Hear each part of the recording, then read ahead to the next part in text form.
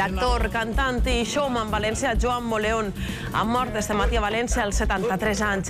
Retirat des de fa temps del cine i de la televisió, als 70 pujava als escenaris per a fer espectacle.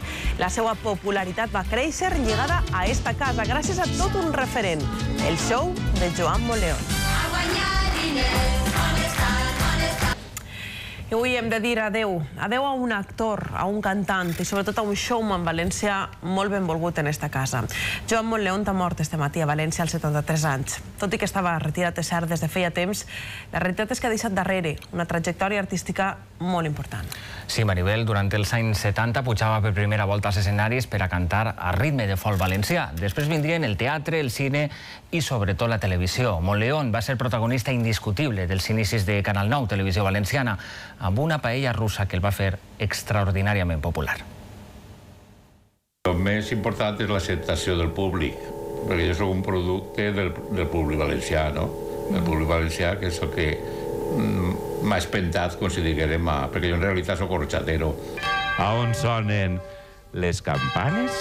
Així parlava Joan Moleón fa poc més d'un any, quan el Festival Inquiet de Picassent l'homenatjava per tota una carrera artística. Una carrera que el porta des de l'orxateria familiar fins a les cases de milers de valencians gràcies al programa de Canal 9, El Show de Joan Moleón.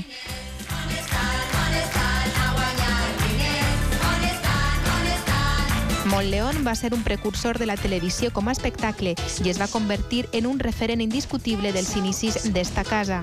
Jo diria que era un reality show a la valenciana. Jo diria que estava un poc trastornat perquè era una paella que pegava voltes. Bueno, pues si Wendy Harmon pinta hamburgueses, Joan Campbell i coses, i Marilyn Monroe, perquè no podem nosaltres fer el mateix.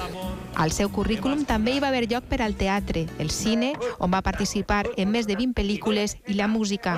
Als 73 anys, este cantant i actor irrepetible ha posat punt final al seu show, però de segur que en la memòria de milers de valencians té ja assegurat un lloc per a l'eternitat.